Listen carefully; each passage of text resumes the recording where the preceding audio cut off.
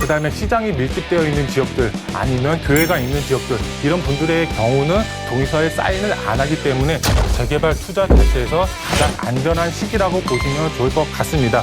재개발 투자 주의 사항 말씀을 드리겠습니다. 이제 세 가지로 볼 수가 있겠는데요. 자, 오늘은요 이분과 함께합니다. 재개발 마스터 함주원 팀장님 모셨어요. 어서 오시죠. 네, 반갑습니다. 네, 반갑습니다. 자, 저희가 만나보는 여러 가지 부동산 호재들 중에 어느 지역이 재개발이 된다더라 이런 호재도 크게 없는 것 같습니다. 자, 관심 많으실 텐데요. 그러면 이 재개발이 어떻게 진행이 되는지 오늘은 팀장님과 강의 시간에 재개발의 진행 절차에 대해서 알아보려고 합니다. 이슈 진단 확인해 보시죠. 네, 우리가 부동산을 투자를 많이들 하고 계십니다. 그 중에서도 가장 소액으로 접근을 하셔서 가장 큰 수익을 보시고 싶어 하시는 분들 많이 있습니다. 그 종목 중에 하나가 바로 재개발이라고 할 수가 있겠는데요. 재개발 투자 많이들 이제 생각을 하시고 투자 전략을 세우시는 분들 많이 있습니다. 그 중에서 이제 오늘 강의를 이제 보시게 되면 재개발 진행 절차라고 오늘 강의를 준비를 했는데요. 이 재개발 진행 절차를 모르시고 그냥 접근을 하셨다가 이제 큰 수익보다는 그만큼 수익을 못 보시는 분들이 많이 있습니다. 그래서 오늘 강의 재개발 진행 절차 어떻게 되는지 알아보도록 하겠고요. 거기에 맞춰서 어떤 시점에 접근을 해야지 가장 큰 수익을 보실 수가 있는지 오늘 강의를 통해서 한번 알아보도록 하겠습니다. 먼저 강의 순서 말씀을 드리면 첫 번째로 재개발 진행 절차 알고 이제 재개발 투자하자 이렇게 첫 번째로 알아보도록 하겠고요. 두 번째로 돈이 보이는 재개발 투자 어느 시점에 가장 큰 수익 창출이 가능할지 두 번째로 알아보도록 하겠습니다. 그리고 마지막 세 번째 대박 투자 지역 이곳을 주목하라 어떤 지역이 가장 이제 수익 창출이 가장 큰 수익을 줄 수가 있는지 마지막 세 번째로 알아보도록 하겠습니다. 먼저 첫 번째로 재개발 진행 절차 알고 투자하자 재개발 진행 절차 어떻게 되는지 먼저 첫 번째로 알아보도록 할 텐데요. 우리가 재개발을 투자하기에 앞서 우선 재개발과 재건축 많이 헷갈려 하시는 분들이 있습니다. 그래서 이 재개발과 재건축 어떤 차이점이 있는지 첫 번째로 이제 알아보고 접근을 하도록 하겠습니다. 우선 재개발이 뭔지 대부분 알고 계실 겁니다. 노후 밀집 지역, 이제 기반 시설이 노후된 지역을 이제 정비 사업을 통해서 아파트 단지로 만든다고 보시면 좋을 것 같고요. 이 재건축의 경우는 기반 시설은 갖춰져 있는데 주택 자체가 노후되어 있을 때 대부분 이제 아파트라고 할 수가 있겠는데요. 이 노후 아파트를 허물고 다시 새 신축 아파트를 만드는 것이 이제 재건축이라고 할 수가 있겠습니다. 여기서 큰 차이점을 보게 되면 이제 재개발의 경우는 노후 주택이 밀집되어 있고 아니면 재건축의 경우는 아파트 자체가 노후되어 있고 둘 다 이제 정비 사업을 통해서 아파트 단지로 만든다는 것은 동일하다고 보시면 좋을 것 같습니다. 여기서 이제 큰 차이점이 있습니다. 큰 차이점 중에 하나가 바로 거주 요건이라고 할 수가 있겠는데요.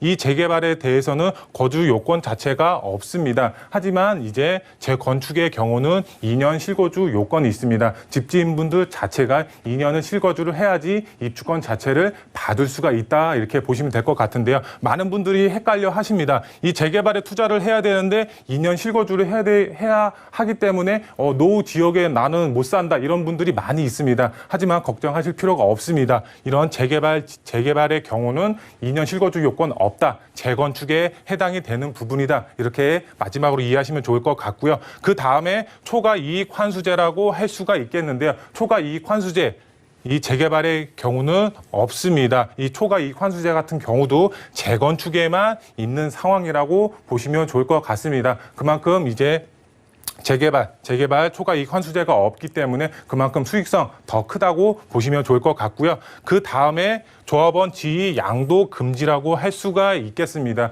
이 조합원 지위 양도, 내 조합원 자체를 타인에게 이제 팔 수 있는 이제 시점이라고 보시면 좋을 것 같은데요. 이 재개발의 경우는 관리처분 인가 후까지 그 전까지 이제 본인의 이제 그 조합원 자체를 지위 양도할 수 있다 이렇게 이해하시면 될 것 같고요. 재건축의 경우는 조합 설립 인가 후까지 이렇게 본인의 지위 양도를 할 수가 있다 이렇게 이해하시면 될 것 같고요. 이제 조합원 자격입니다. 조합원 자격 같은 경우는 이 재개발의 경우는 토지 그리고 건축물을 소유하고 있으면은 이제 둘 중에 하나만 소유하고 있어도 조합원 자격이 주어진다고 보시면 될 것 같은데요. 반대로 재건축의 경우는 건축물과 그 다음에 이제 토지 토지까지 같이 함께 이제 본인이 소유하고 있어야지 조합원 자격이 주어지고요. 거기에 플러스해서 이제 조합 설립에 찬성을 한 자에 한해서 이렇게 조합원 자격이 주어진다. 이렇게 재건축은 그렇다고 보시면 좋을 것 같습니다. 이런 차이점 분명하게 알고 투자에 접근 방향 세우시면 좋으실 것 같고요. 그러면 본격적으로 재개발 사업 절차 간략하게 이제 설명을 드리겠습니다. 우선 이제 크게 세 가지로 구분이 될 수가 있겠는데요. 계획 단계, 시행 단계, 그다음에 완료 단계 이렇게 재개발 사업 절차 크게 세 가지로 볼 수가 있겠는데요. 우선 계획 단계 보시게 되면 이제 기본 계획이 수립이 되고 정비 구역 지정 자체가 됩니다. 어디부터 어디까지 정비 사업을 펼치겠다. 이게 구역을 정한다고 보시면 좋을 것 같은데요. 이 구역 정비 이제 그 정비구역 지정이 될 때 현재는 이제 노후도 자체가 66%, 즉 3분의 2 이상의 노후도를 갖추고 있어야지 이제 재개발이 구역이 지정이 된다. 이렇게 보시면 될 것 같고요. 그다음에 이제 시행 단계입니다. 시행 단계 보시게 되면은 추진위원회 구성 자체가 이제 조합원 동의 자체를 50% 이상이 받아야지 추진위원회 구성이 되고요. 조합 설립 인가 자체가 가장 힘든 시점이라고 보시면 좋을 것 같은데요. 왜 힘드냐? 동의 자체를 75% 이상 받아야지 이 조합 설립 인가 자체가 날 수가 있기 때문에 가장 오래 걸리는 시점이라고 보시면 될 것 같습니다. 그 다음에 시공사 선정이 되고 사업 시행 인가, 그 다음에 가장 중요한 관리 처분 계획 인가, 이 여기까지가 이제 시행 단계라고 보시면 좋을 것 같습니다. 이 관리 처분 인가 앞서서 말씀을 드렸죠. 여기 보시게 되면 조합원 지위 양도 금지 단계가 바로 관리 처분 인가 전까지입니다. 그래서 이 전까지는 이제 매도를 하셔도 상관이 없지만 이 이후부터는 이제 매도 자체가 불가능하다. 이렇게 이해하시면 될 것 같고요. 완료 단계는 말 그대로 이제 본인이 실입주하는 단계라고 보시면 좋을 것 같습니다. 이렇게 완료 단계를 걸치게 되면 이제 재개발 사업 절차가 마무리된다. 이렇게 보시면 좋을 것 같습니다. 그러면은 이제 재개발 그 진행 절차에 맞춰서 어떤 시점에 투자의 계획을 세워야 되냐? 관리 처분 인가 전까지 이제 투자를 해야 되는데 어떤 시점에 투자를 해야지 본인의 수익 자체가 극대화될 수 있는지 알아보도록 하겠습니다. 우선 이제 정비구역 지정이 되고 조합 설립 인가되고 사업 시행 인가되고 그다음에 관리 처분 계획 인가가 나고 이 착공하고 이제 준공 자체는 이제 투자를 하고 싶어도 할 수가 없는 단계이기 때문에 이제 배제를 하도록 하겠습니다. 그럼 구역 지정, 조합 설립 인가, 사업 시행 인가, 관리 처분 계획 인가 어떤 시점에 투자를 해야지 본인이 수익금 자체가 극대화될 수 있는지 세부적으로 알아보도록 하겠습니다. 우선 구역 지정 단계를 보시게 되면 프리미엄 자체가 형성이 되는 시기라고 보시면 좋을 것 같습니다. 그렇기 때문에 소액으로 접근을 하고 싶어도 접근을 할 수가 없는 시기라고 보시면 좋을 것 같습니다. 이 시기 자체에 맞춰서 뭐 몇천만 원이 됐든 1억, 2억이 됐든 프리미엄 자체가 형성이 되는 시기라고 보시면 좋을 것 같습니다. 그러면 나는 투자금 자체가 1, 2억밖에 없는데 재개발에 투자를 하고 싶은데 할 수가 없는 상황이네 이렇게 말씀하시는 분들도 있습니다. 하지만 그럴 걱정하실 필요가 없는 게 이 구역 지정이 되기 전에 투자의 방향을 세우실 수가 있습니다. 그런 투자의 방향 세우실 지역 저희와 함께 상의하셔서 투자의 방향 세우시면 된다고 말씀을 드릴 수가 있겠고요. 그러면 구역 지정 전에 투자를 하신 분들 수익이 가장 크겠죠. 그다음에 두 번째로 보시게 되면 조합 설립 인가라고 보시면 좋을 것 같습니다. 앞서서 말씀을 드렸죠. 가장 오랜 시간 자체가 소요되는 시기라고 보시면 좋을 것 같습니다. 이 조합 설립 인가 자체를 보시게 되면 이제 조합원 그 동의서 자체를 75%를 받아야지 이 조합 설립 인가가 나기 때문에 가장 이제 시기 자체가 오래 걸리는 시점이라고 보시면 좋을 것 같습니다. 예를 들어서 설명을 해드리면 우리가 이제 삶을 살아가는데 뭐 그 월 수익이 발생할 수 있는 다가구 주택을 가지고 있는 분들도 있습니다. 이런 다가구 주택을 갖고 있는 분들의 경우는 월 300에서 400만 원의 월 수익을 받고 있는 분들이 있습니다. 그럼 동의서 사인해달라 그러면 해줄까요? 당장 이제 내 수익 자체가 끊어지는데 이런 분들의 경우는 동의서에 사인 안 하시고 그다음에 시장이 밀집되어 있는 지역들 아니면 교회가 있는 지역들 이런 분들의 경우는 동의서에 사인을 안 하기 때문에 그만큼 조합 설립 인가 자체 나기가 가장 힘든 시점이라고 보시면 좋을 것 같습니다. 근데 만약에 조합 설립 인가가 났다 그러면 재개발 투자 자체에서 가장 안전한 시기라고 보시면 좋을 것 같습니다. 왜? 조합 설립 인가가 나기가 자체가 이제 가장 힘든 시점이기 때문에 조합 설립 인가가 이제 됐다. 그러면 재개발 투자 가장 안전한 시점이라고 보시면 좋을 것 같습니다. 하지만 가장 높은 프리미엄이 형성이 되는 시기라고 보시면 좋을 것 같습니다. 왜? 조합 설립 인가가 나기가 가장 힘들기 때문에 이 절차가 진행이 완료가 되고 다음 단계로 넘어가면은 프리미엄 자체가 1억이었던 게 2, 3억, 4억씩 올라가는 그런 프리미엄 자체가 가장 크게 올라가는 시점이라고 보시면 좋을 것 같고요. 그 다음에 관리처분 계획 인가. 앞서서 말씀을 드렸는데 이전까지는 조합원 지위 양도 자체가 가능한 시점이 되겠습니다. 하지만 이 관리처분 계획 인가가 난 후에는 바로 거래 자체가 불가능하다고 보시면 좋을 것 같습니다. 여기서 중요한 점이 한 가지가 또 있는데 여기서 중요한 점 바로 5년 안에 재당첨 기간 자체가 금지되는 시점이 바로 관리처분 계획 인가라고 보시면 좋을 것 같은데요. 여기서 예를 들어서 설명을 해드리면 이 관리처분 인가 계획 이유 자체가 이 주택에서 입주권으로 바뀌는 시점이라고 보시면 좋을 것 같은데요.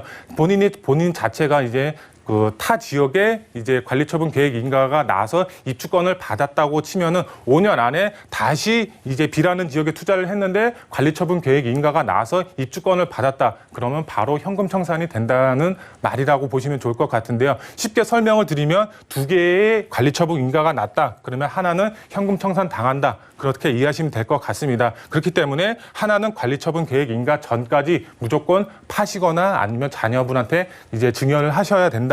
이렇게 이해하시면 될 것 같습니다.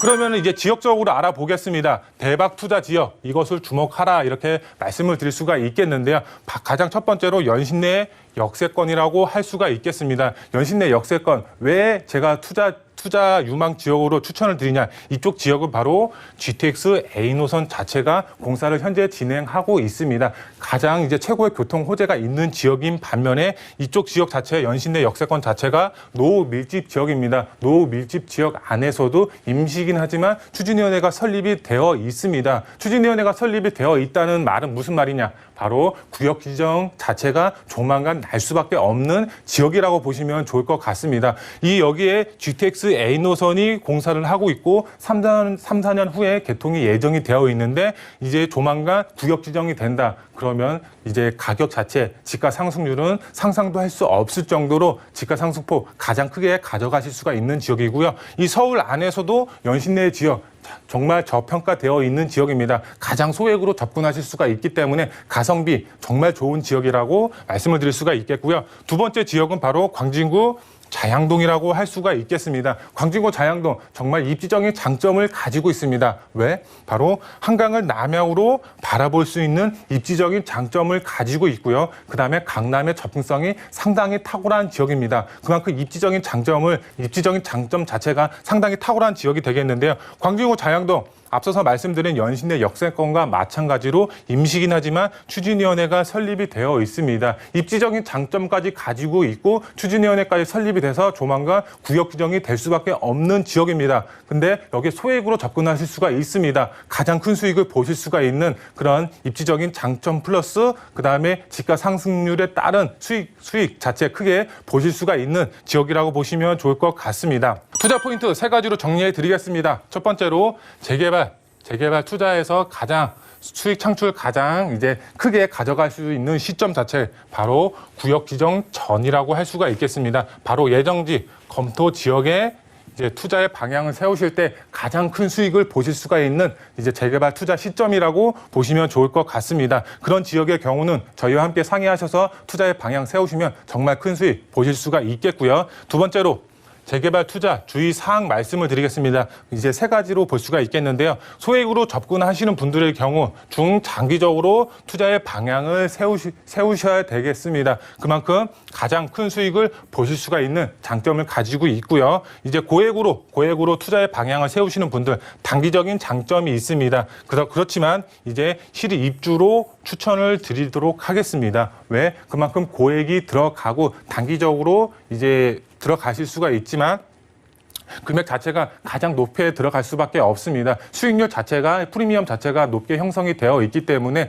이제 그 수익 자체가 크지 않습니다. 그렇기 때문에 실입주, 아파트에 실입주를 하실 분들, 그런 분들에게 추천을 드린다고 보시면 될 것 같고요. 마지막으로 본인의 자금 상황에 맞춰서 투자의 방향, 소액으로 접근하실지 고액으로 접근하실지 투자의 방향 세우셔서 이제 상황에 맞게 투자의 방향 세우시면 좋으실 것 같고요. 마지막 세 번째로 2021년도 승부를 걸으라고 말씀을 드릴 수가 있겠습니다. 최고의 수익, 바로 투자자분들이 가져가실 수가 있는 재개발 투자의 방향을 세우신다고 하시면 2021년도 정말 큰 수익 보실 수가 있는 투자자분들이 되실 수가 있겠습니다.